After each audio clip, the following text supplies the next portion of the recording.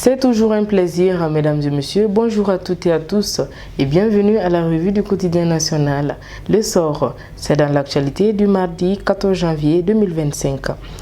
Plus d'1 milliard de francs CFA, c'est le montant alloué hier lundi par le chef de l'État, le général d'armée Assimi Goïta, pour assurer les stages de 2500 jeunes de l'Agence pour la promotion de l'emploi des jeunes.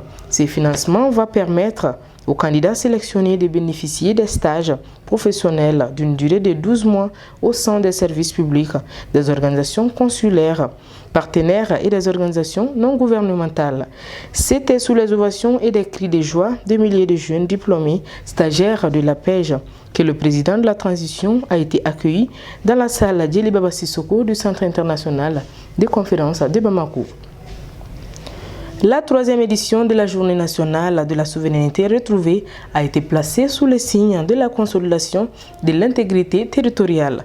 La montée des couleurs, les conférences, débats, la leçon modèle dans des écoles sont, entre autres, les activités programmées pour cette année.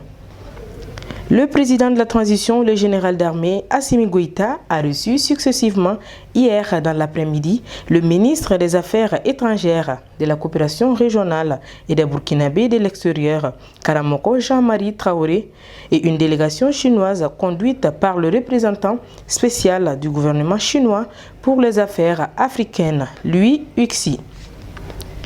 La mise en œuvre de la refondation de l'État dans le secteur de la justice s'est révélée par un important renversement de l'indice de confiance de la population à l'institution judiciaire, passant de moins de 30% avant la transition à 72% en 2024, soit une augmentation de 18% de 2023 à 2024. Ces informations émanent des responsables du ministère de la Justice et des Droits de l'Homme. Elles ont été fournies hier au Centre international de conférence de Bamako à l'occasion du lancement officiel de la troisième édition de la Semaine nationale de la justice sous la présidence du ministre Mamoudou Kassogi. La compagnie malienne de développement des textiles table sur 640 000 tonnes pour la campagne prochaine. Pour y arriver, les objectifs de production sont estimés à 680 000 hectares avec un rendement d'un peu moins de 1 tonne d'hectare. Le budget de l'exercice 2025 de la compagnie malienne pour le développement des textiles s'élève à 434,0,9 milliards de francs CFA.